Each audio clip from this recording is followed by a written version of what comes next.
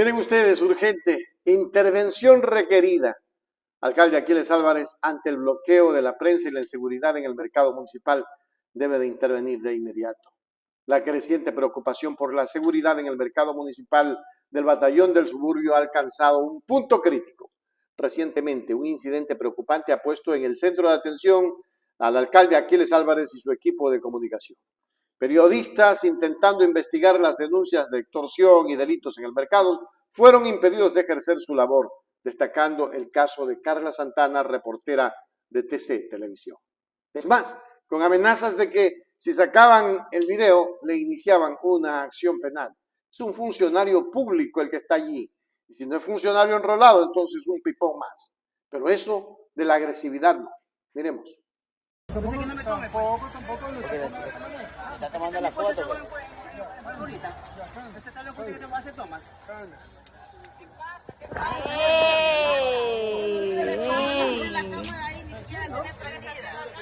¿Y usted quién es? Disculpe. Supervisor Daniel López. Supervisor, ya, pero con la prensa no se puede poner así. Pero es que no puede tomar, puede. Pero Si tú haces esa publicación, yo te puedo demandar, sí sabes, ¿verdad? Ya. Mira, el primer mal proceder de usted como trabajador. La gente lo único, yo sé, estamos diciendo que vamos a poder. Es verdad, pero tienen que hacer una autorización municipal, porque no pueden hacer. Ellos bien saben. Nosotros sabemos, pero ¿por qué me grabo usted también? accionar, Porque este me está porque grabando. usted se está poniendo grosero. Pero es que eso no pueden hacer. Él está No está tomando grabando fotos. igual. ¿Y qué está haciendo entonces? No estamos grabando. Entonces, ¿qué está haciendo? Pero estás tomando Yo te fotos estoy tú. tomando fotos. Ya, yo te estoy tomando fotos. Él está tomando fotos al Ya, señor. entonces usted no me puede grabar a mí. ¿Por qué no la puedo grabar? Si usted me hace publicaciones, yo la puedo demandar. ¿Por qué me puede mandar? Ya, porque no puede ser ni una... Yo estoy siendo grosera. No puede, usted no me puede publicar en las redes sociales sin autorización. Yo Usted le sabe. puedo mandar hasta el alcalde, señor, usted por lo su sabe. mal accionar con la prensa. Primera vez que nos pasa esto. Es que no puede ser autorización municipal. Le estoy todos lo diciendo que saben. vamos a ir a los exteriores de acá, Va a ir a pero usted no exteriores. puede lanzarse al señor camarógrafo Es que me está a grabando. decirle cómo usted sabe que está grabándole. Entonces, de loco no va a tener la cámara así. Pero no nos puede hacer esto. No le estoy diciendo nada malo. Simplemente estoy diciendo Si no se le pone a alguien al frente, usted se le va encima al camarógrafo. No lo pueden hacer si no fuera, nada más. Mal proceder de usted como trabajador de aquí del municipio. Ustedes No, saben señor. que necesitan Yo he estado en una estos orden años municipal. y nadie nos ha tratado así como usted. Mamita, no puede hacerlo sin una orden municipal, mamita, eso es Su todo. trato está bien, solo Le respóndame. estoy diciendo como la gente que no lo hagan y lo están haciendo. Y se va encima del camarógrafo. Entonces tengo que esperar que Se se va me grabe encima. nada más. O sea, si no puede Ya ser pues lo que tráiganos haga a la gana. policía, pero usted no puede hacernos esto. Ya. Entonces, si no Tráiganos puede a ser la lo que haga policía entonces. Está grabándome los dos señores, jefa. No, está está grabando, primero. Este suceso ha desatado un clamor público por acciones inmediatas y transparentes por parte de la alcaldía. Los comerciantes del mercado, víctimas de robos, extorsiones y supuestamente hasta secuestros, buscaban expresar sus preocupaciones a través de los medios. La interrupción de la labor periodística por personal municipal no solo plantea serias preguntas sobre la libertad de prensa, sino que también sugiere una posible negligencia en abordar los problemas de seguridad que afectan a los comerciantes y clientes del mercado. La situación en el mercado municipal no es un tema aislado, sino un reflejo de desafíos más amplios en términos de seguridad urbana y gobernanza local, con reportes de delitos y extorsiones en aumento.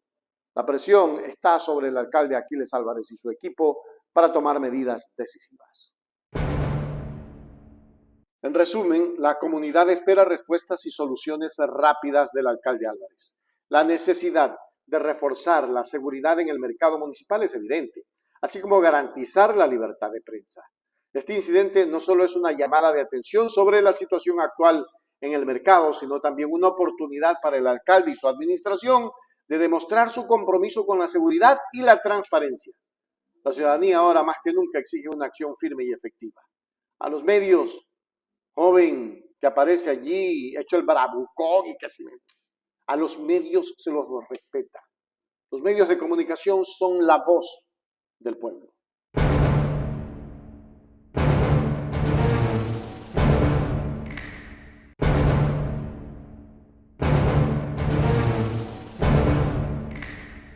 Escalada de juicios políticos en Ecuador. Fiscal general ahora, Diana Salazar, enfrenta acusaciones.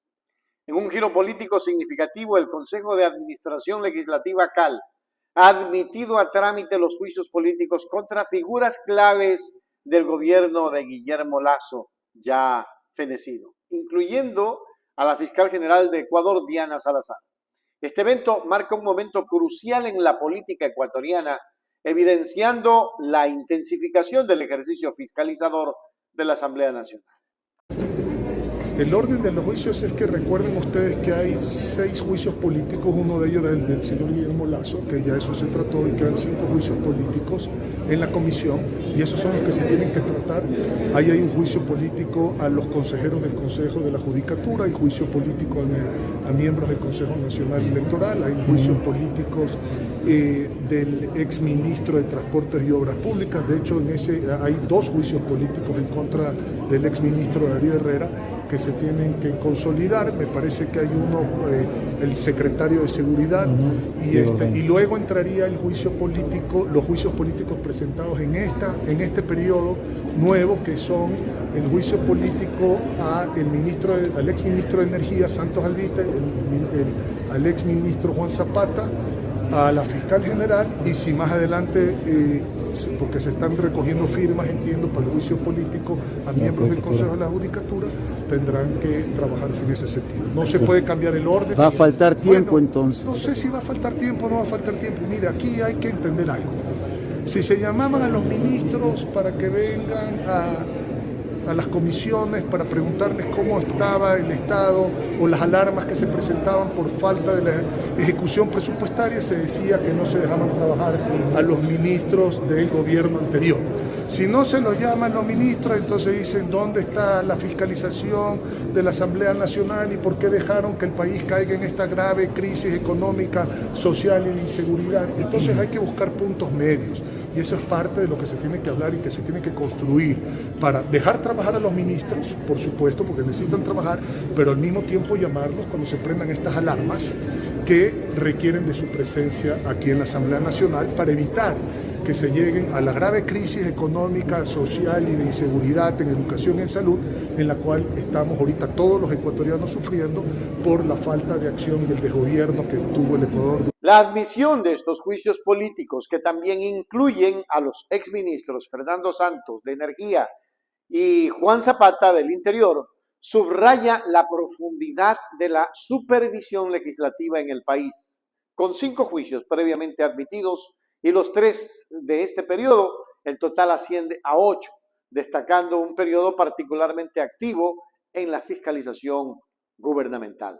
Y luego que nuestra postura, coherente con los cuestionamientos del accionar de la titular de la Fiscalía, no son de ayer ni de esta campaña, sino son incluso desde la existencia del transitorio. Por lo tanto, una de las características de la Revolución Ciudadana, que es ser coherentes con sus acciones, dan cuenta de este proceso de enjuiciamiento político, que no solo está sustanciado, sino que además, como corresponde, ha sido presentado con base en lo que dicta la Ley Orgánica de la Función Legislativa. ¿Qué viene ahora? Respetar también el proceso que indica la misma ley respecto al tratamiento de los procesos de juicio político.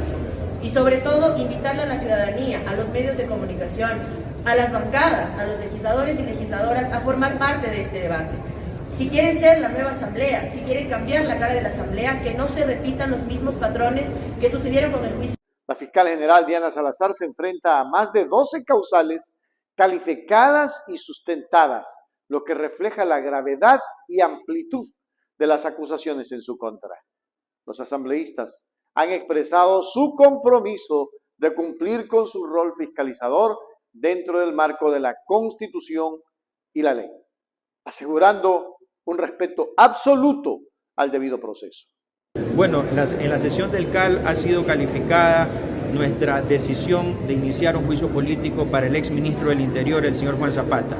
Dentro de ese contexto, nosotros lo hemos dicho, el primer planteamiento que sustenta la motivación de nuestro juicio es básicamente la ineficacia y sobre todo la inexperticia que se realizó o que no se realizó, y con ello fue una omisión grave respecto a las políticas de seguridad que se debieron llevar adelante y que el día de hoy nos tienen una consecuencia de inseguridad realmente grave en el país.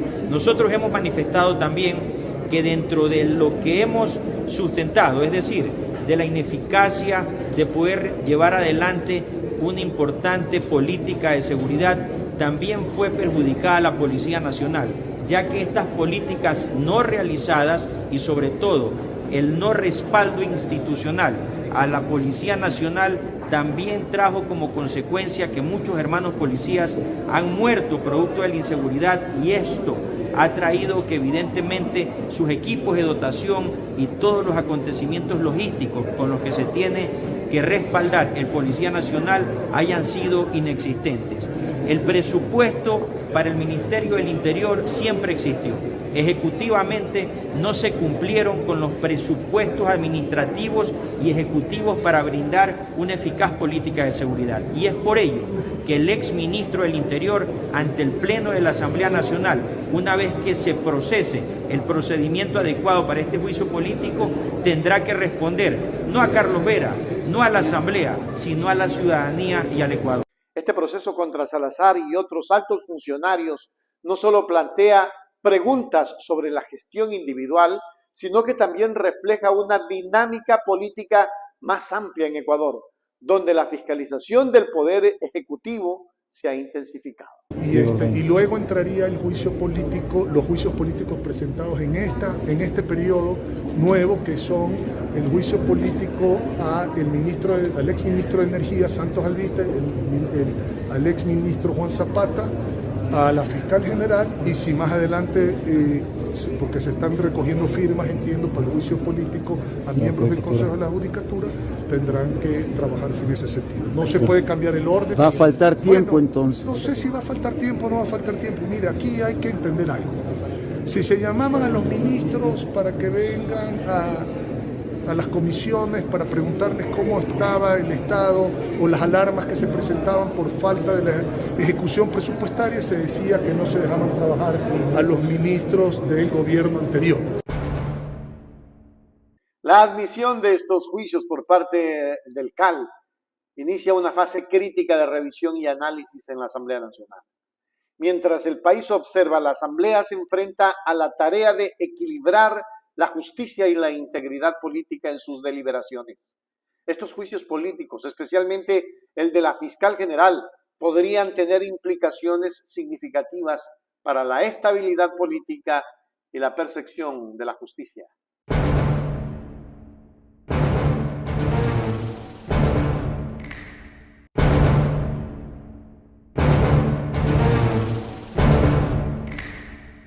El embajador de Estados Unidos en Ecuador, Michael Fitzpatrick, ha generado controversia al hacer declaraciones contundentes sobre la corrupción en el país sudamericano. En sus recientes afirmaciones, Fitzpatrick señala que los corruptos ecuatorianos están utilizando empresas ficticias para lavar su dinero y que incluso algunos de ellos están involucrados en actividades relacionadas con el fútbol, como una estrategia para ocultar sus ganancias ilícitas. Además, el embajador hizo referencia a la posible influencia corrupta en medios de comunicación que podrían estar obstaculizando investigaciones criminales. Pero los corruptos no solamente mueven fichas en el sector público, no. Están lavando su plata, por supuesto, en los bienes reales, en cuentas bancarias, en empresas ficticias de exportes.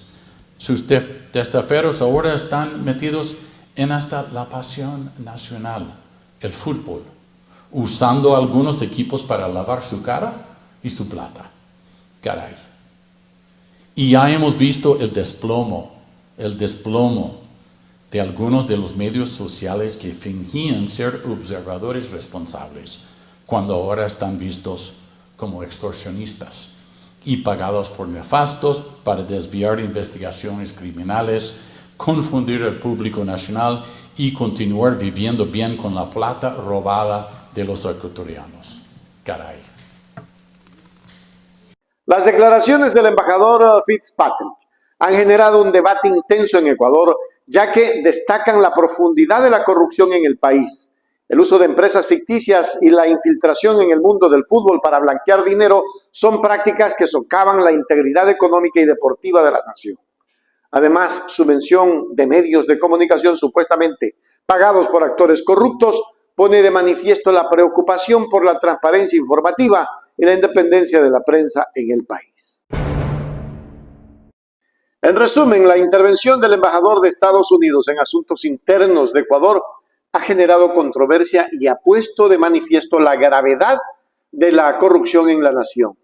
Si bien es importante abordar y combatir este problema, es esencial que estas declaraciones se manejen con sensibilidad diplomática y en cooperación con las autoridades ecuatorianas. La sociedad ecuatoriana y su gobierno enfrentan un desafío importante en la lucha contra la corrupción. Y esta situación subraya la necesidad de acciones efectivas y transparentes para combatir este flagelo y fortalecer la democracia y el Estado de Derecho en el país. Frente a estas declaraciones, señor embajador, yo quiero una pregunta muy seria. ¿Por qué usted no denuncia con documentos a la Fiscalía? O a su vez, ¿por qué la Fiscalía no le pide a usted que vaya a declarar cuál es la información que tiene sobre quienes están manejando y blanqueando dineros? ¿Cuáles son los medios involucrados? Usted no puede decir, embajador, los medios y los medios y los medios. ¿Cuáles son esos medios involucrados y cuáles son los deportistas o los que están tomando el deporte para lavar o blanquear dineros? Palabras sueltas en usted, señor embajador. El Ecuador le exige, escuche bien, embajador, el Ecuador le exige a usted de nombres. Y señora fiscal, comience pues a investigar. Es noticias criminis. Es una noticia que está dicha por el embajador. ¿O hay miedo, acaso? Ya basta, país. Aquí todo el mundo viene y suelta la lengua y habla. Y la señora fiscal, si fuera el embajador correísta, ya le hubiese hecho un cerco. Pero el embajador no es correísta. Es del mismo grupo. Ya basta, país. ¿Hasta cuándo?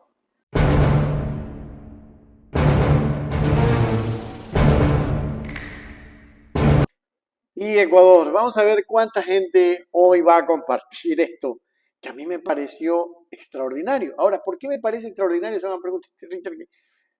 Normalmente yo no sé hacer videos de esta manera, pero hoy, o sea, ya colmó, ¿sí? Ya colmó. La situación no es simple, simple y llanamente hoy día hemos visto con mucha dureza, ecuatorianos con mucha dureza, cómo al país se lo trata de lo peor. Es el país más corrupto, no es que se lo trata de lo peor, o sea, tienen razón, ¿no? Tienen razón. Y ahora vamos a mirar algo que yo, de verdad, créanme que sí me preocupó y me preocupó en alto grado saber que la justicia en el Ecuador, escuchen esto, la justicia en el Ecuador prácticamente es la más corrupta. La justicia en el Ecuador es la más corrupta. Y esto no es que tenemos que mirarlo de una manera, uy, qué miedo, qué susto. No, está pasando, ecuatorianos. Está pasando. Y aquí vamos a ver, para que vean que no es mentira.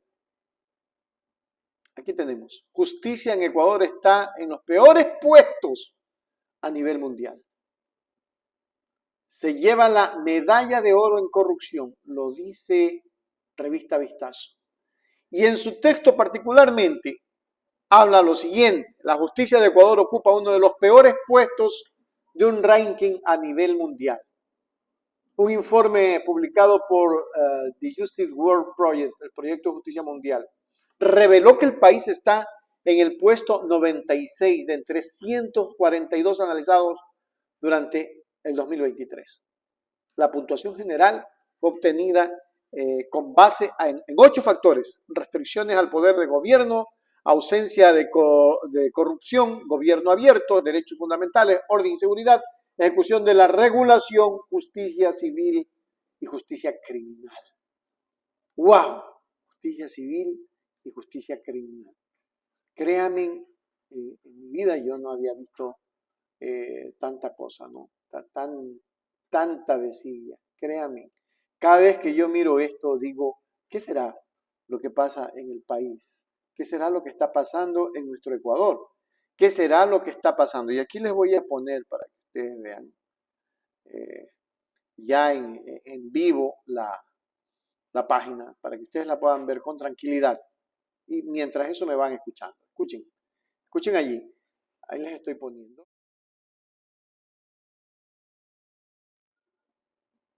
Vean ustedes, aquí tenemos. No sé si la podemos mirar en vivo, la página, o sea, a medida que la podemos mover, creo que no. Bueno, aquí no da esa regulación, pero sí podemos ir revisando la página, ¿no? De a poco, para que ustedes vayan mirando, vayan viendo y vayan sacando sus conclusiones, ¿no? Bueno, aquí dice que sí podemos manejar la página. Aquí está. Y aquí abajo dice, justicia se lleva la medalla de oro en corrupción. Justicia se lleva la medalla de oro en corrupción. En corrupción, ecuatorianos, justicia se lleva la medalla de oro en corrupción. Esto sí es grave, esto sí es totalmente grave. Créanme que no lo había visto yo de esta manera, pero ya, y aquí sí ya cansa. Ahí está, ahí podemos mirar. Miren ustedes. Y entre otras palabras, vamos a mirar un poco más arriba, donde dice que se lleva medalla de oro en corrupción. No lo decimos nosotros, ¿ah? Esto lo está diciendo nada más y nada menos que Revista Vistazo. Vamos a aceptar aquí. Ahí lo tenemos. Vamos a ver. Estas son las políticas de privacidad. A ver. Vamos a volver aquí. Perfecto. Aquí está. Y dice, justicia se lleva, el embajador de los Estados Unidos en Ecuador, Michael J. Fitzpatrick, arremetió contra el sistema judicial en Ecuador durante una conferencia por los 20 años de la Convención de las Naciones Unidas contra la corrupción, realizado el jueves 7 de diciembre en Quito. En su intervención dijo que el pueblo ecuatoriano no solo espera respuesta de sus nuevas autoridades en la Asamblea y en el Ejecutivo, porque los corruptos, los narcos y aquellos que los blindan y empoderan están luchando para capturar otros sectores del Estado que tienen papeles aún más directos esperando al sector judicial. Aquí lo estamos viendo. Aquí se lo voy a señalar. Vean. Aquí, exactamente. Bien. Entonces, ¿qué es lo que estamos viendo? Lo que estamos viendo es que hay cada vez más corrupción en el país. Y no está pasando nada. No pasa nada, Ecuador. No pasa nada. No pasa absolutamente nada. La pregunta del millón. ¿Hay alguien que ya está preocupado por solucionar este problema gravísimo, ecuatorianos? ¿Hay alguien que ya está mirando más de cerca que estamos viciados de corrupción? Instituciones de justicia que no deberían de tener nada de corrupción están corruptas. Y alguien decía, sí, Frederick Patrick, ¿por qué tiene que meterse en la soberanía? Bueno, pues nadie lo dice, lo dijo él. Y yo no sé por qué Fiscalía no le dice, oiga, venga, dígame quiénes son, pues, ¿no? Porque él tiene que saber algo para que de esta manera se maneje, tiene que saber alguna cosa. Ay, ecuatorianos, esto que estamos viviendo ahora, el país de la indefensión, acuérdense que durante 6, 7 años he venido diciendo, en el Ecuador estamos en la indefensión. En el Ecuador la justicia no sirve, tampoco sirve la mayoría de las instituciones públicas. Usted va a la empresa eléctrica a reclamar que por qué le cobran tanta luz, ya le mando a hacer una inspección y le van a los 4 meses. Sirve. En todos los lados, así. Usted pone un dedo, ¡pum! Y revienta pus. Usted pone un dedo, ¡pum! Y revienta pus. Donde quiera. Y nosotros estamos calladitos, tranquilitos. Y los que hablamos somos amenazados. Bueno, a mí me han amenazado tantas veces, pero dedo. Conmigo no va eso. Porque aquí hay que decir la verdad, ecuatorianos. Y tenemos que seguir diciéndole, duélale a quien le duela, venga de donde venga. El corrupto es corrupto, muere corrupto. Caracho.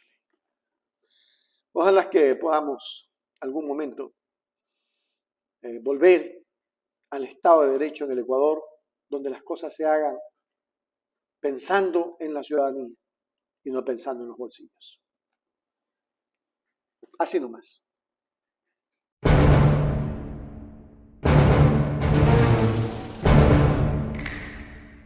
Tras su destacada comparecencia en las Naciones Unidas, el presidente Daniel Noboa ha puesto en relieve la imperiosa necesidad de abordar enérgicamente las distintas estrategias de lavado de dinero empleadas por el narcotráfico en nuestro país. Este fenómeno, que afecta gravemente a la estabilidad económica y social de la nación, ha sido objeto de atención prioritaria por parte del mandatario, quien ha planteado soluciones contundentes para combatirlo. Estamos muy contentos que hemos hecho historia presidiendo el Consejo de Seguridad de las Naciones Unidas. Hemos hecho historia también con una delegación joven, con una delegación muy emocionada y comprometida en cambiar el país y en cambiar la región.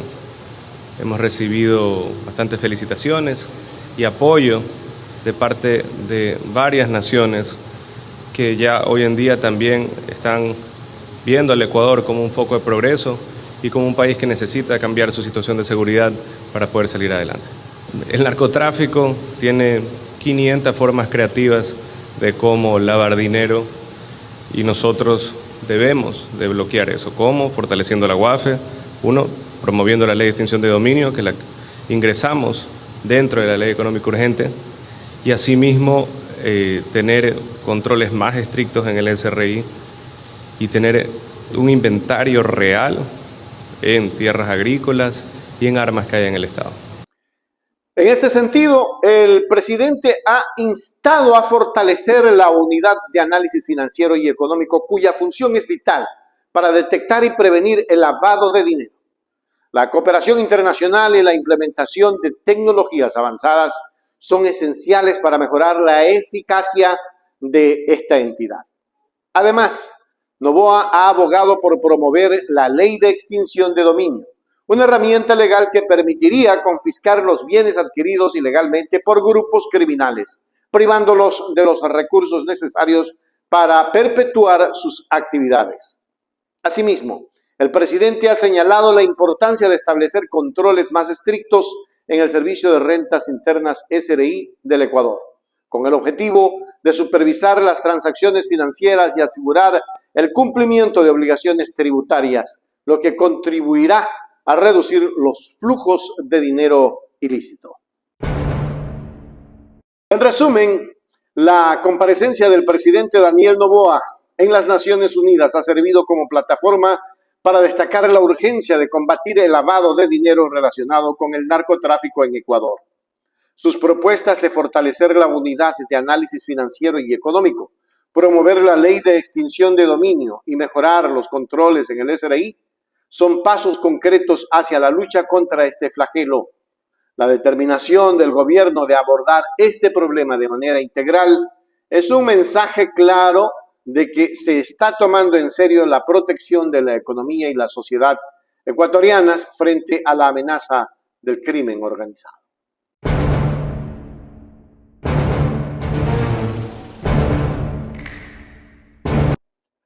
Voy a esperar que hayan 1000 reacciones. Esto que tenemos aquí es cosa seria, frente a frente la Asamblea y la Fiscalía. ¿Y por qué digo que es cosa seria? Porque, oiga, hay reacciones por lo de Patrick que dice que hay narcos, que hay esto, que hay lo otro. Bueno, y total, lo que estoy viendo es que realmente no es una situación tan sencilla lo que está pasando en el país. Iniciando con varios temas relacionados con el país que nos tienen sumamente preocupados. Yo diría que más que preocupados, que nos tienen destrozados. La patria está desangrándose en este momento y lo peor que nadie, absolutamente nadie, está diciendo nada con respecto a este problema que está bastante fuerte en el Ecuador. Y pues lo que nos trae ahora en este videíto que les estoy haciendo y que quiero que ustedes lo compartan y se suscriban a nuestro canal, es importantísimo que se suscriban, es porque tenemos algo que de verdad está preocupante. Créanme que está sumamente preocupante. ¿Por qué estás preocupado por esto? Sencillamente porque aquí hay algo que nos deja en tela de duda muchas cosas. Miren, ecuatorianos, la señora fiscal, pese a que ya le dijo, pues, el señor, la asamblea, el CAL, le dijo, bueno, señores, aquí la cosa se pone seria y vamos a tener que iniciar el juicio a la fiscal. Ya Kronfle dijo que él no está de acuerdo con eso. ¡Kronfle! ¡Gol de Kronfle! ¡Qué bárbaro!, ¿no? Pero aquí tenemos el comunicado que hace la señora fiscal. Vamos a mirar este comunicado, que es importante, es importantísimo que todos nosotros veamos qué está diciendo la señora fiscal. ¿Ah? ¿Qué está diciendo? Vamos a ver. Aquí tenemos de inmediato lo que dice la señora fiscal. Respecto a la solicitud de un juicio político contra la fiscal general del Estado, Diana Salazar Méndez, esta institución, y mire que lo hace la institución, que no debería de hacerlo porque a quien están iniciando una acción es a la señora fiscal. Esta institución considera que este proceso carece de los fundamentos requeridos para aplicar esa figura de fiscalización y que no se lo plantea como un acto que busca la impunidad relacionada con casos que han sido sentenciados o que se están resolviendo en el ámbito penal. Este nuevo ataque a la máxima autoridad de fiscalía, luego de que en varias ocasiones han intentado posicionar discursos emitidos por sentenciados, sus familiares o partidarios con el claro fin de ocultar las pruebas valoradas en los tribunales. No obstante, como es de conocimiento público, todos estos intentos han sido oportunamente rebatidos, desmentidos y desestimados sobre la base de pruebas contundentes. Pregunto, ¿base de prueba contundente es sentenciar a un líder internacional por influjo psíquico? Solo pregunto. El trabajo de la Fiscalía General del Estado durante la administración de la fiscal Diana Salazar Méndez ha sido objetivo, responsable y comprometido con la ciudadanía y la búsqueda de la verdad y la justicia. Y entre comillas yo le diría, y la persecución. La sociedad debe conocer que al terminar su periodo, la fiscal general del Estado no puede reelegirse y sin importar las decisiones que se tomen en otras funciones del Estado, las sentencias judiciales solo pueden ser analizadas en el campo penal. En el eventual desarrollo de un juicio político, la fiscal general del Estado sabrá mostrar las pruebas suficientes en su defensa y continuará trabajando como lo ha hecho desde el primer día en que asumió el cargo contra la corrupción del crimen organizado, los delitos contra la mujer y la impunidad. Eso es lo que está diciendo este precisísimo momento la señora fiscal en ese comunicado que realizó. Ustedes miren si realmente eso es o no es. O sea, la fiscalía, no la señora fiscal, la fiscalía, la institución envía este comunicado. Entonces la asamblea viene y le contesta. La asamblea viene y dice, miren lo que dice la asamblea. Atención, bum, bum, bum, bum, da, da, da, da, tu, tu, tu. Aquí dice. Respecto a la solicitud de un juicio político, perdón, este es el de la misma fiscal, vamos a leer el de la asamblea. Aquí está. ¿Qué dice? Con profunda extrañeza hemos visto el comunicado emitido por la Fiscalía General del Estado respecto de la calificación del enjuiciamiento político solicitado contra su máxima autoridad realizada por el Consejo de Administración Legislativa, en la cual se llega incluso a calificar la misma de flagrante transgresión del principio de independencia de funciones. Vale recordar que la facultad de fiscalización es inherente a la función legislativa. Se encuentra consagrada en el artículo 120.9 de la Constitución y garantiza el sistema de pesos y contrapesos propio de un Estado social y democrático de derechos y justicia. y que en cuanto al trámite de enjuiciamiento político establecido en la Ley Orgánica de la Función Legislativa, el Consejo de Administración Legislativa le corresponde la calificación formal de requisitos conforme el artículo 80 de dicho cuerpo legal, lo que, y le ponen subrayado aquí mismo, aquí está, lo que de ninguna manera implica un anticipo de criterio respecto de la validez de las acusaciones planteadas por los legisladores interpelantes respecto aspectos que deberán ser debatidos en la Comisión de Fiscalización y eventualmente en el Pleno de la Asamblea Nacional.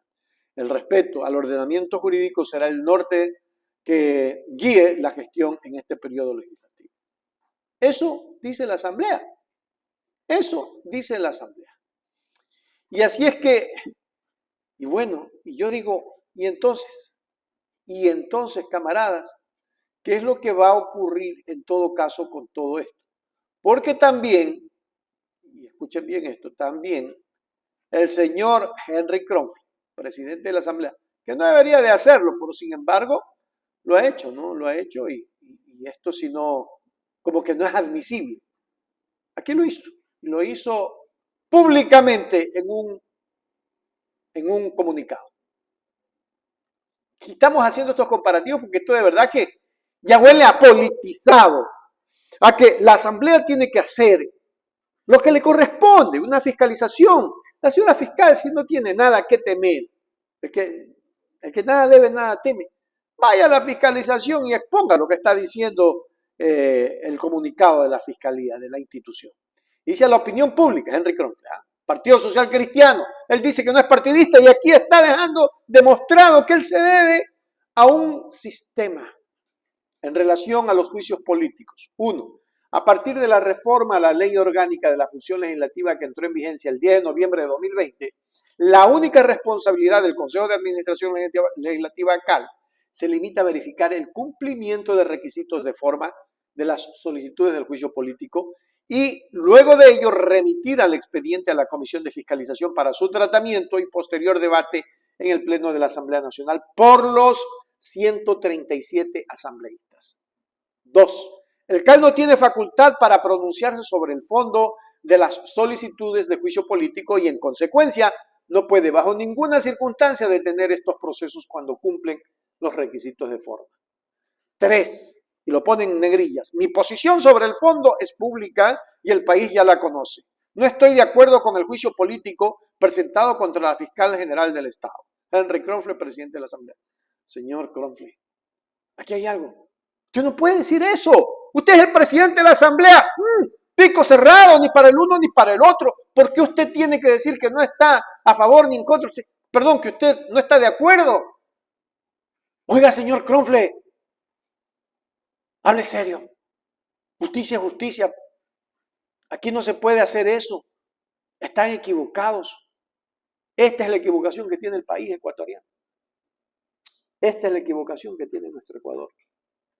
Lamentablemente, en tierra de ciegos el tuerto es rey. Y aquí el rey es, aunque mal ande. Créanme que sí me preocupa. Me preocupa sobre todo esto que cada vez se pone más, pero más difícil. Terrible. A compartir, a dar like, a suscribirse a nuestro canal de YouTube, porque en el de Facebook, Ecuador Chequea nos tiene puesto como que nosotros somos aliados a un grupo delictivo. Así nos ha puesto. Ya es público. Hágaselo llegar si quieren a Ricaurte. Que se pasó. Le quitaste la sostenibilidad a un medio que no tiene 10 años, ni que apareció de la noche a la mañana. Este medio tiene demasiado tiempo en la red, desde que se iniciaron las redes. Mejor ahí quedemos si vamos a seguir nosotros diciendo la verdad al pueblo ecuatoriano. Aunque les duela a los florindos, aquí estamos.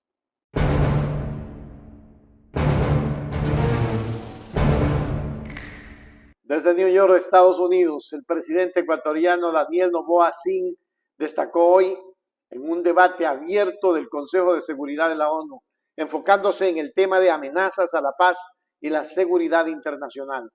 El debate retoma una iniciativa francesa de hace 14 años, buscando ampliar los instrumentos y herramientas para combatir estas amenazas. Agradezco la declaración del secretario general Antonio Guterres, que plantea puntos esenciales que el Consejo de Seguridad deberá considerar cada vez con más urgencia. Extiendo también mi agradecimiento a los ponentes por sus exposiciones. Sus intervenciones reflejan las amenazas de la delincuencia organizada transnacional para la paz y la seguridad.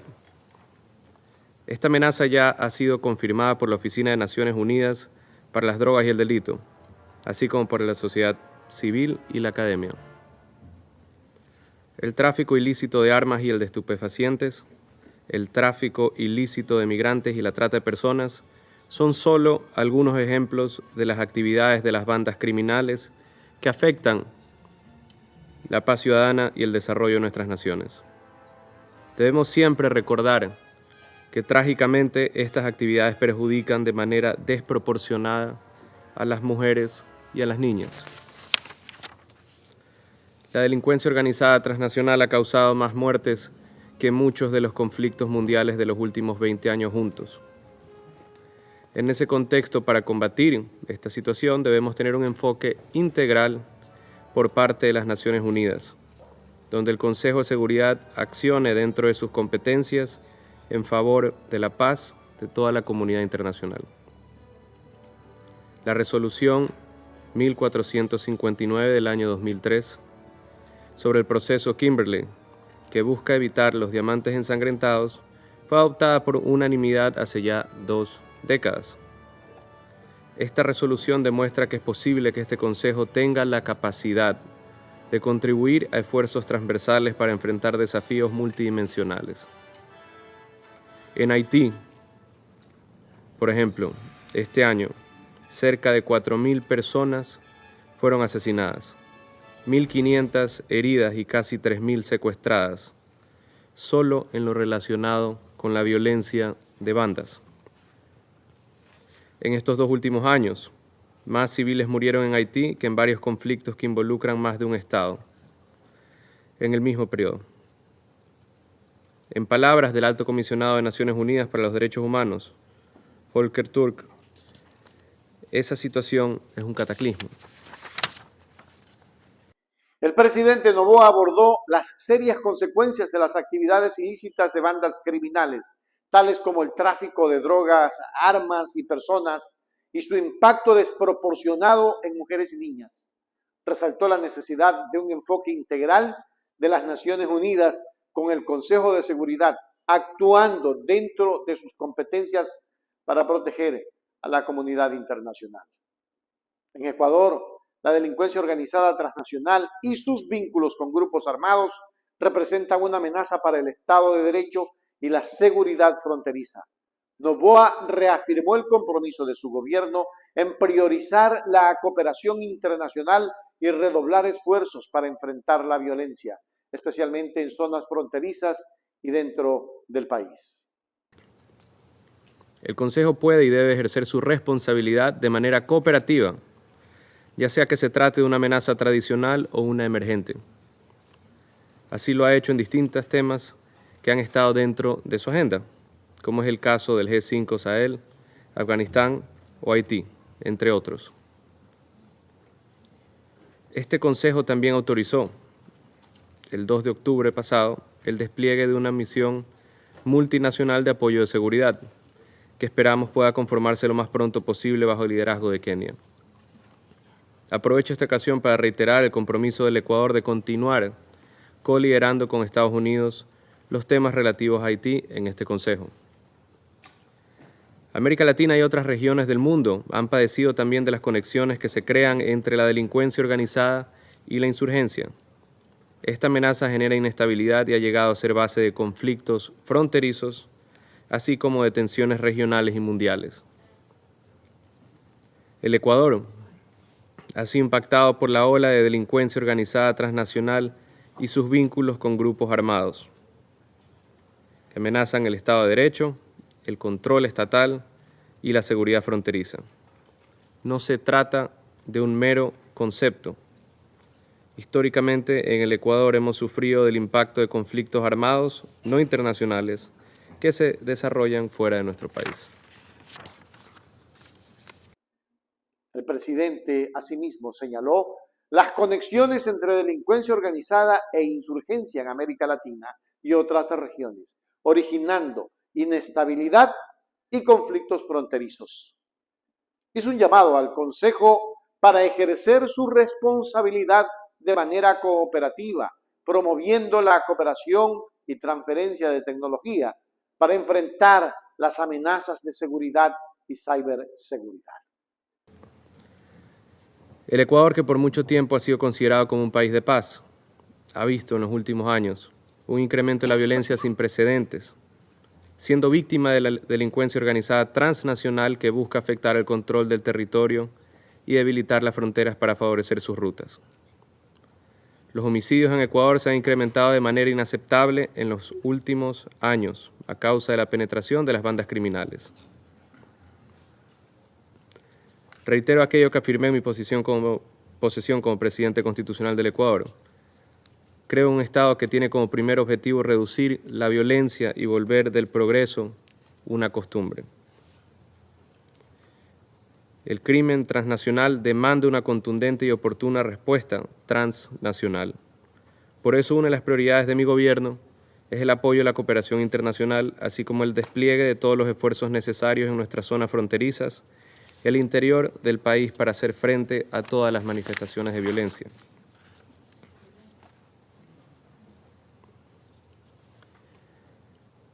Frente a las amenazas transnacionales no tienen otra alternativa que la respuesta transnacional.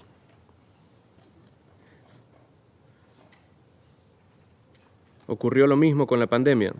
Mientras un Estado no esté seguro, ningún otro podrá estarlo.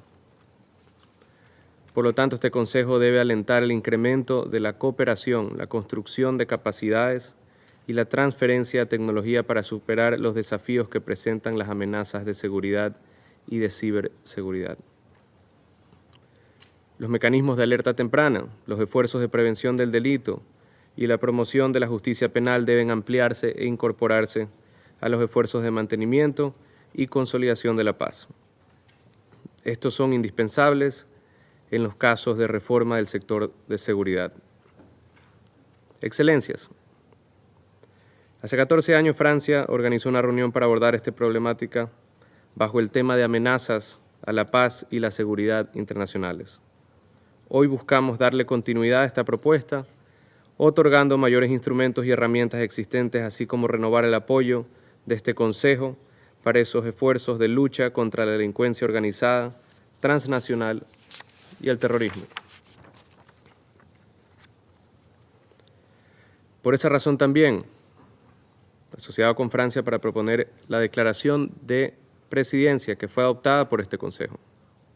Agradecemos el valioso apoyo recibido de todas las delegaciones para este esfuerzo y estamos seguros que se trata de una herramienta más para avanzar en este esfuerzo.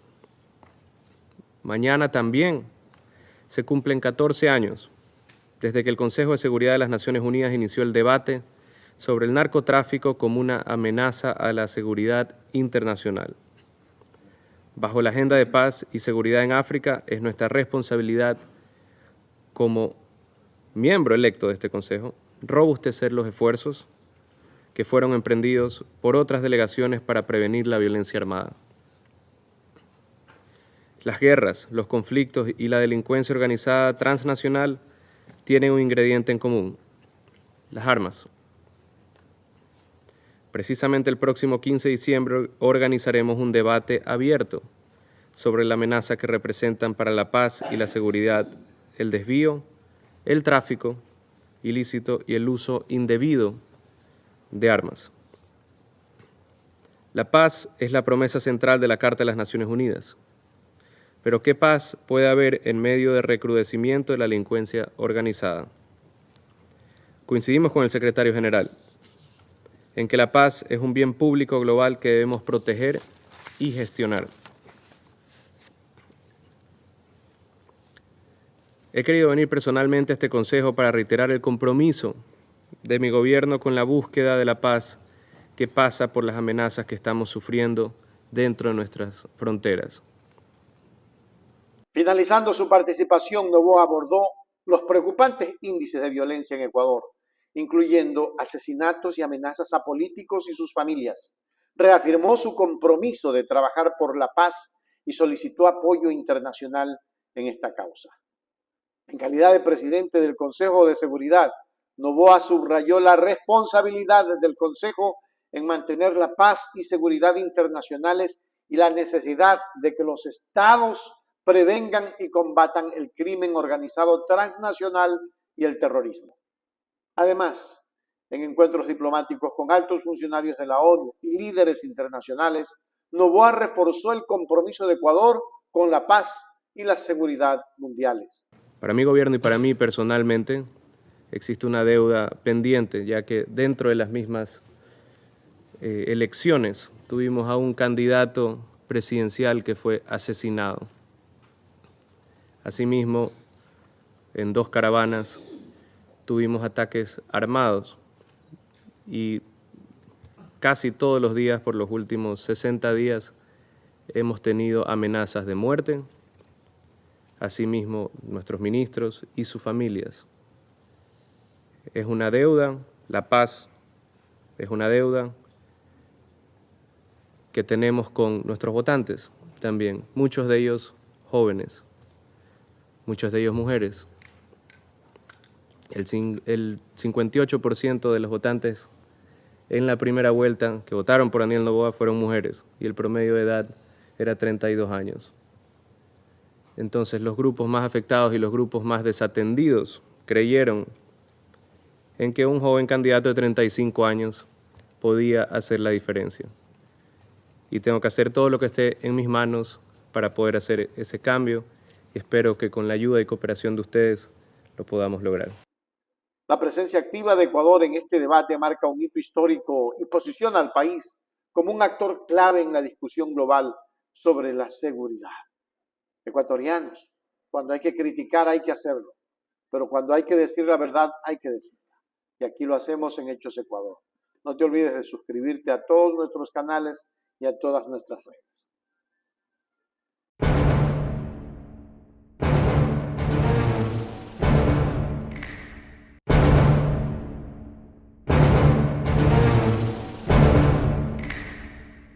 Y Ecuador, la obra emblemática Coca-Cola Sinclair ha sido un testimonio del compromiso y la visión del desarrollo energético en Ecuador.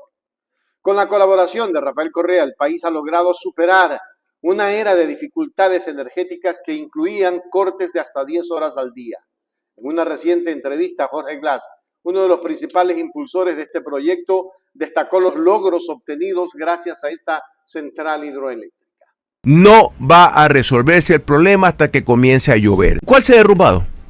La Coca-Cola Sinclair está derrumbada. No derrumbada, yo no lo he visto. Pero los reportes técnicos dicen que hay ni sé cuántas fisuras, que esto no funciona. Pero arréglalas, pues no hay que ser inútil, pues. Las microfisuras se rellenan, pasan muchas tuberías. ¿Y cómo es que Coca-Cola Sinclair hoy nos está salvando los fierros? Porque sin Coca-Cola Sinclair serían los apagones de 10 horas al día.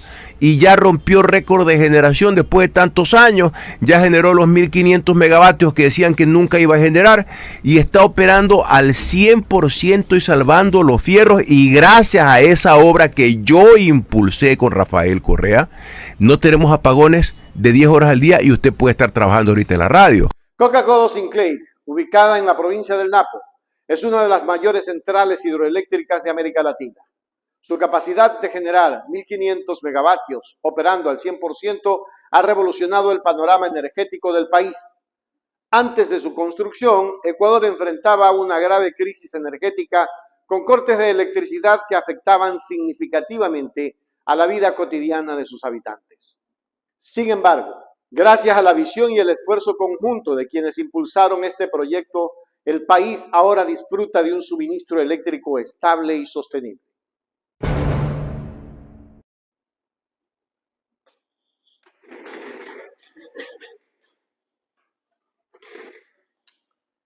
En resumen, la entrevista de Jorge Glass resalta el éxito de Coca-Cola Sinclair como un hito en la historia energética de Ecuador. Esta obra representa no solo un logro en términos de generación de energía limpia y abundante, sino también un ejemplo de lo que se puede lograr cuando el gobierno y sus líderes se comprometen en proyectos de infraestructura de gran envergadura. Coca-Cola Sinclair es un símbolo del progreso y la estabilidad que puede alcanzar una nación cuando se invierte en el desarrollo de fuentes de energía renovable y se superan los desafíos históricos en busca de un futuro más brillante.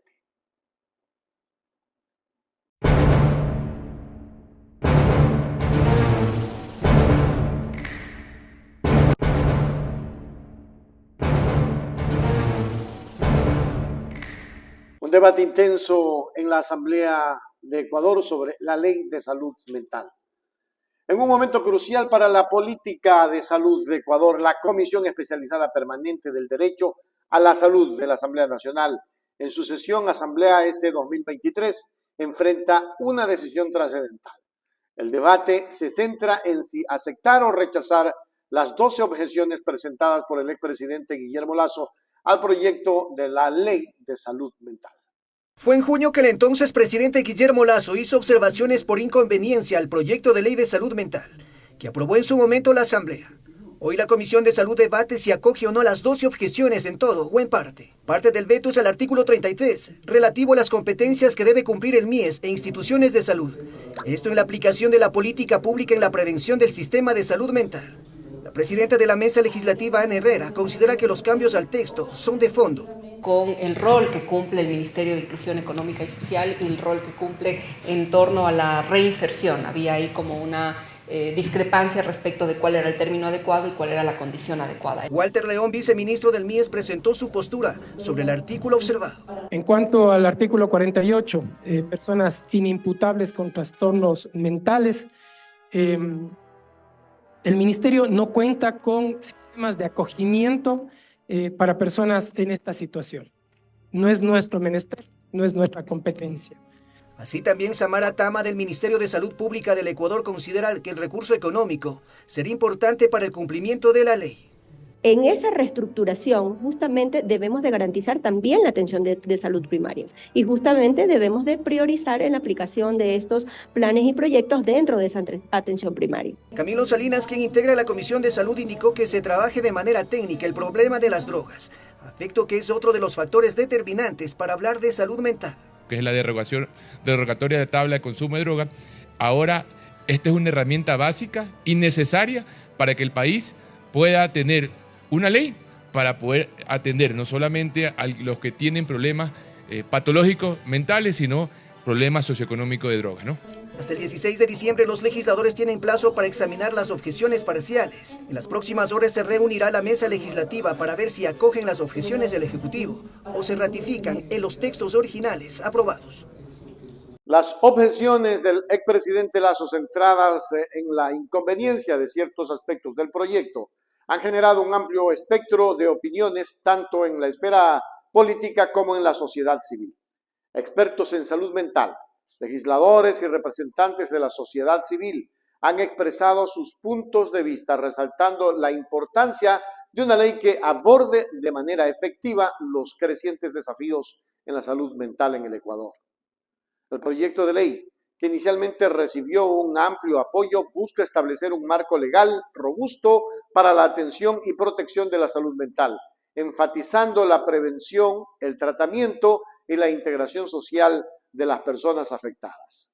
Sin embargo, las objeciones planteadas por Lasso sugieren una revisión profunda de varios de sus componentes, argumentando posibles implicaciones económicas y operativas. Con el rol que cumple el Ministerio de Inclusión Económica y Social y el rol que cumple en torno a la reinserción. Había ahí como una discrepancia respecto de cuál era el término adecuado y cuál era la condición adecuada. Walter León, viceministro del MIES, presentó su postura sobre el artículo observado. En cuanto al artículo 48, personas inimputables con trastornos mentales, el Ministerio no cuenta con sistemas de acogimiento para personas en esta situación. No es nuestro menester, no es nuestra competencia. En resumen, la decisión de la Comisión Especializada Permanente será crucial para el futuro de la salud mental en Ecuador. Una aceptación de las objeciones podría significar una revisión sustancial del proyecto, mientras que su rechazo consolidaría la versión actual del mismo. Este debate no solo refleja la complejidad de legislar sobre temas de salud mental, sino también la continua evolución del panorama político y social de Ecuador. La comunidad ecuatoriana aguarda con expectativa la resolución de la Asamblea, consciente del impacto significativo que esta legislación tendrá en la vida de miles y miles de ciudadanos.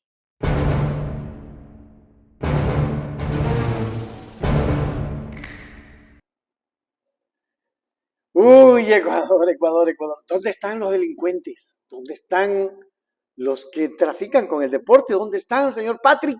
Ya este rato tiene que estar puesta su denuncia en la fiscalía o la fiscalía haber hecho de esto noticias crímenes. Increíble.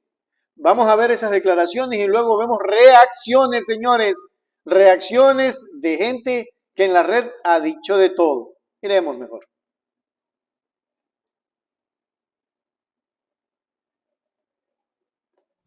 Pero los corruptos no solamente mueven fichas en el sector público, no. Están lavando su plata, por supuesto, en los bienes reales, en cuentas bancarias, en empresas ficticias de exportes. Sus testaferros ahora están metidos en hasta la pasión nacional, el fútbol, usando algunos equipos para lavar su cara y su plata. Caray. Y ya hemos visto el desplomo de algunos de los medios sociales que fingían ser observadores responsables, cuando ahora están vistos como extorsionistas y pagados por nefastos para desviar investigaciones criminales, confundir al público nacional y continuar viviendo bien con la plata robada de los ecuatorianos. Caray. Pero los corruptos no solamente mueven fichas en el sector público, no. Están lavando su plata, por supuesto, en los bienes reales, en cuentas bancarias, en empresas ficticias de exportes. Sus testaferros ahora están metidos en hasta la pasión nacional, el fútbol, usando algunos equipos para lavar su cara y su plata. Y entonces, al fondo me puse una justicia corrupta y todo eso. Y entonces, a pesar de que el señor Patrick, no pueden tener injerencia en el país, pero está bien que lo diga. Y está bien que lo diga porque hay que decirlo. Pero miren ustedes las reacciones de la gente. Vamos a ver las reacciones. Aquí tenemos las reacciones, ustedes pueden ver, ¿no? Aquí tenemos explosivas declaraciones, Paul Romero, explosivas declaraciones del embajador Michael Fitzpatrick. Señala que los narcos y los corruptos tienen testaferros para lavar el dinero en los equipos de fútbol. También en medios que desvían investigaciones criminales a los que calificas de extorsionadores. Esa es una. Vamos a ver si por aquí había otra. Sí, señor, había otra. Vamos a ver si logramos mirar otra más. Creo que por aquí teníamos adicional algo más. A ver. Sí, en efecto, aquí tenemos algo más. Déjenme un momentito. Porque esto es casi que en vivo que lo estamos haciendo. Aquí hay más. Aquí dice María Paula Romo. Importante escuchar las declaraciones del embajador Patrick. Gracias por decirlo fuerte y claro. Claro, pues, si hay algunos que se han ido a Estados Unidos robándose la plata. ¿O no? Bueno, explosivas declaraciones del embajador Michael Fitzpatrick señala que los narcos y corruptos tienen testaferros para lavar dinero en los equipos de fútbol. Lo mismo, ¿no? Ecuavisa informa, tomado Paul Romero. A ver, vamos a ver qué más hay. Por aquí había otro. Ahí está, don Carlitos. ¿Qué dice él? Sobre la declaración del embajador de Estados Unidos, Michael Fitzpatrick.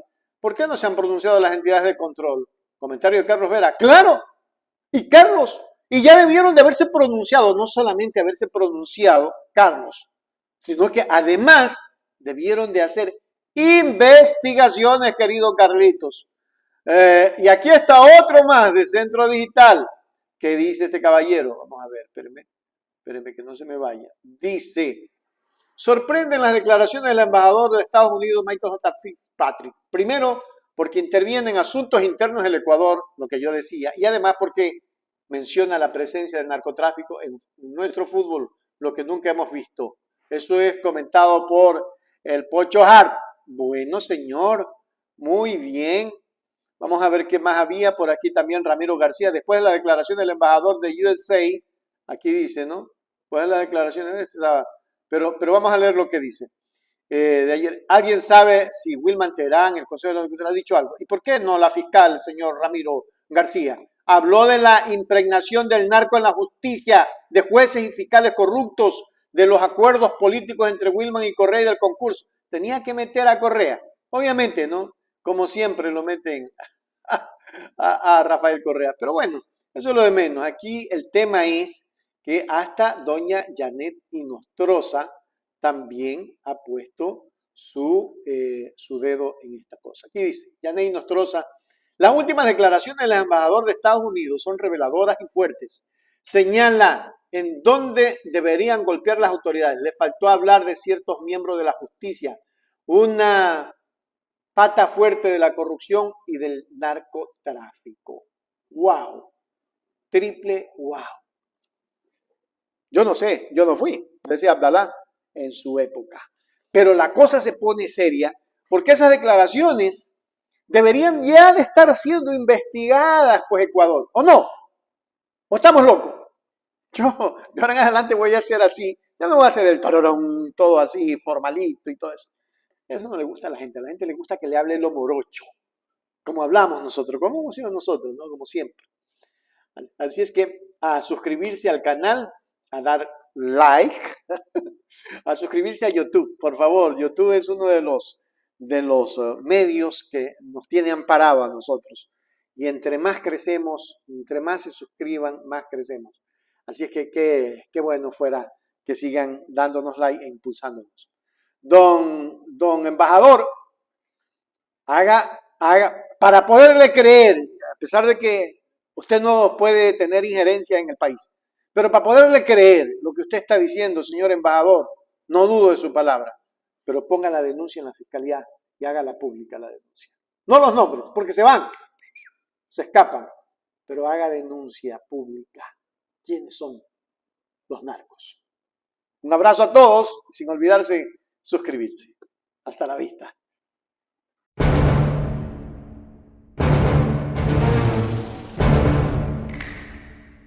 Pero como que llegaron a un acuerdo con la Revolución Ciudadana, Partido Social Cristiano y ADN. ¿Y no afecta aquello?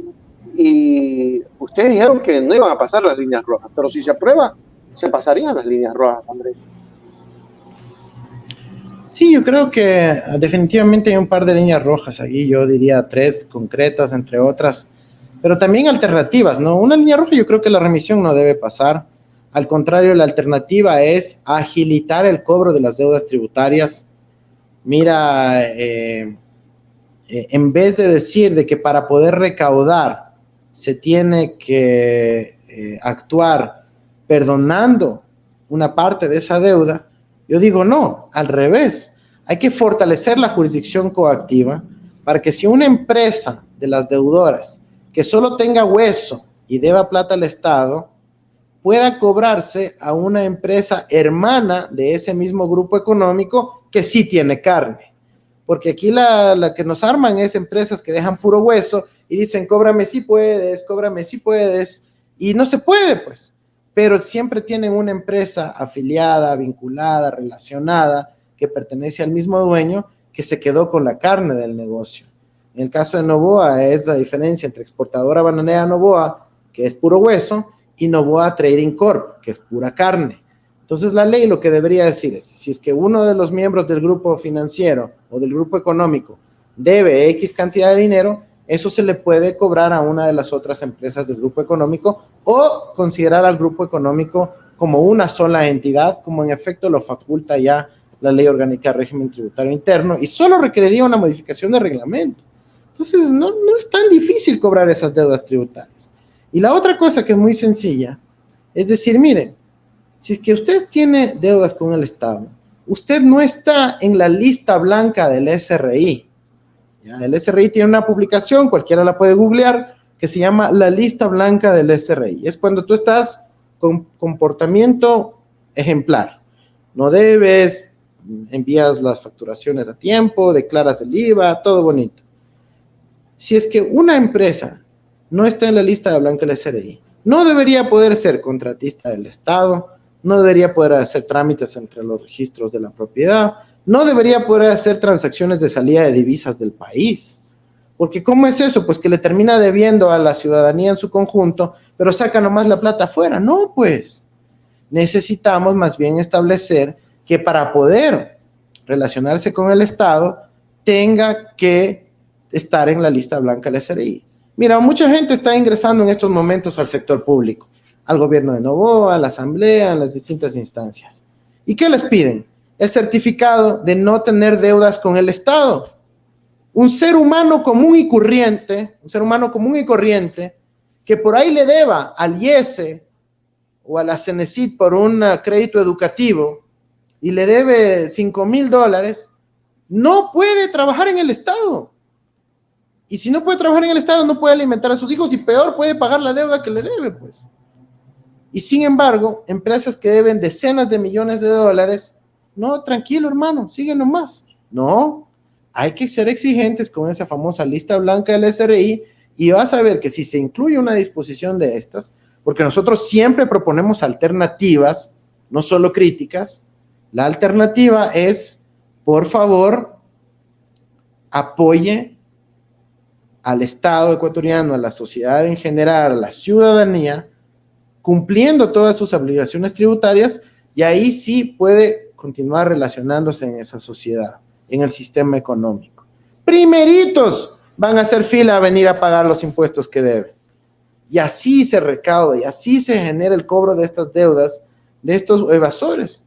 Otra cosa que nos dicen, pero en la Revolución Ciudadana también hicieron una remisión de intereses.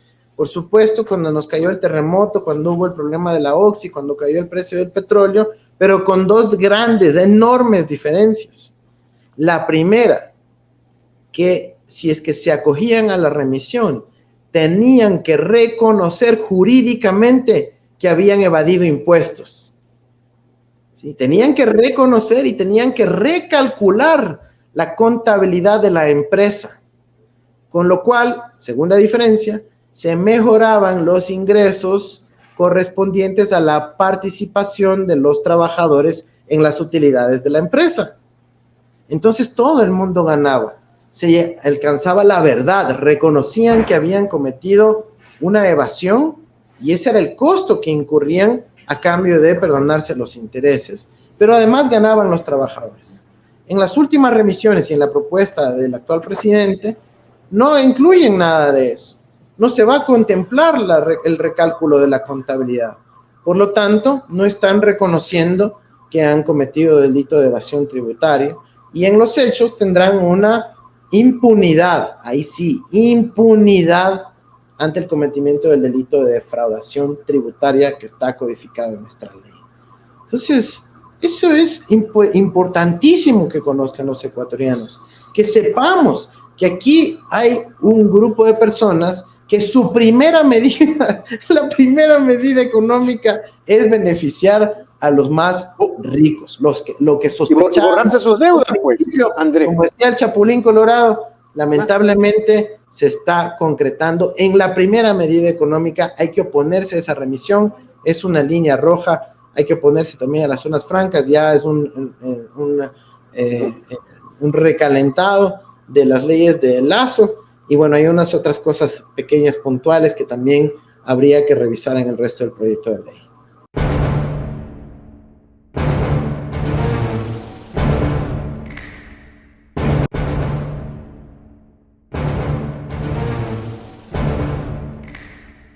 Atención, crisis de seguridad en Ecuador, entre la violencia y la falta de estrategia. En Ecuador, la violencia alcanza niveles alarmantes. Según el académico Fernando Carrión, cerraremos el año con una tasa de 45 homicidios por cada 100.000 habitantes, la más alta de América Latina. Esta cifra refleja una realidad sombría, créanme que se me hace un nudo en la garganta hablarles de esto, Una realidad sombría que pone en evidencia la urgente necesidad de una política de seguridad efectiva. Vamos a ver esta entrevista. El problema principal del Ecuador, según su población, es la seguridad. Segunda cosa, si nosotros vemos las tasas de homicidios, que yo creo que este año vamos a terminar en 45, mientras el año pasado terminamos en 25, eso nos ubica como el país más violento de América Latina. Tan fuerte como lo que estoy diciendo, Fabricio. Si esto es así, a mí sí me llama poderosamente la atención que una vez que gana las elecciones el presidente electo Daniel Noboa no haya tenido pues gente ya en su radar para empezar a diseñar lo que sería una política de seguridad ciudadana. Tan es así que cuando establecen un acuerdo entre el presidente saliente y el presidente entrante para tener una reunión sobre seguridad y se le cuente cuál es la situación de la violencia, no llega ni siquiera con sus cuadros más significativos. ¿Qué es lo que hemos tenido en estos 11, 12 días de presidencia de él? No tenemos nada más que un ministro de defensa en el área de seguridad, un ministro de defensa que el único reconocimiento académico que tiene es ser cinturón de seguridad en una de estas artes marciales. Es decir, es un civil que, de lo que yo conozco, pues él no ha estado al tanto de lo que significa el tema de la defensa, el tema de la soberanía, el tema de las Fuerzas Armadas. La situación se agrava al considerar la falta de preparación y estrategia en los niveles más altos del gobierno. El presidente Daniel Noboa enfrenta críticas por no contar con un equipo técnico especializado en seguridad ciudadana. Mientras tanto, el ministro de Defensa, más conocido por su habilidad en Kempo que por su experiencia en temas de soberanía y defensa, simboliza una administración que parece desconectada de las necesidades críticas de la nación. Además, la posible fusión de los ministerios de Interior y de Gobierno genera incertidumbre, destacando el entrevistado la ausencia de un marco institucional, dice, un marco coherente y una estrategia clara en materia de seguridad. Esta falta de dirección es aún más evidente en la gestión del sistema carcelario y en las operaciones de inteligencia, ambas claves en la lucha contra el crimen organizado. La eliminación de la tabla, esa eliminación de la famosa tabla de drogas que diferenciaba entre microtraficantes y consumidores, es otra decisión cuestionable. Esta medida podría agravar la situación al no distinguir entre los niveles de implicación en el narcotráfico. Por último, la reciente renovación de la cúpula militar y policial realizada sin una visión estratégica clara solo añade más incertidumbre al panorama que vive nuestro país. La segunda señal que hemos recibido y que está indeciso todavía, es una posible fusión del Ministerio del Interior con el Ministerio de Gobierno. ¿Por qué? Porque no se ha nombrado el Ministro del Interior y se le ha añadido a las funciones de la ministra Palencia las competencias de lo que sería el Ministerio del Interior. No hay claridad ahí. Una tercera cosa, no está definido quién va a hacerse cargo del sistema carcelario, que nosotros sabemos que esa es una cosa complicadísima y de las cosas más difíciles de la violencia. No está definido quién va al SNAI. Uno de los temas claves, pero absolutamente claves para definir una estrategia, es inteligencia. No tenemos todavía una persona que se haga cargo de la inteligencia. Y en tercer lugar, hay una Secretaría de Coordinación de la Seguridad que tampoco está definida. Si va a mantenerse, va a desaparecer. Y si se mantiene, ¿quién va a hacerse cargo de esa cosa? La otra señal, la tercera señal que nosotros hemos recibido en este lapso, es que marchó la tabla que establecía exclusivamente los umbrales entre las personas que hacen microtráfico con las personas que hacen consumo. Y fue un acto de alarde publicitario, porque salió rompiendo los papeles, que suponemos que era justamente el decreto que creaba esta tabla, y punto. Ahora lo que hemos visto es, como cuarta señal, una renovación de los cuadros más altos de las Fuerzas Armadas y una renovación parcial también de los cuadros más altos de la policía. Pero en ninguno de los dos casos se sabe cuál es la dirección. Probablemente es la confianza, y eso es lógico. Pero en términos de qué es lo que se quiere hacer en términos de seguridad ciudadana, hasta ahora, desde el día en que fue electo, no tenemos una visión, una estrategia definida sobre el principal problema que tiene el país de este rato. En resumen, el país se encuentra en un momento crítico donde la violencia creciente ha hecho mucho daño en el Ecuador y la falta de una política de seguridad bien definida ya amenazan con sumergirlo aún más en el caos a este Ecuador querido. Es imperativo que el gobierno tome medidas inmediatas y eficaces, centradas en una estrategia clara y en la experiencia técnica, para revertir esta tendencia, ecuatorianos, que es alarmante. Por supuesto,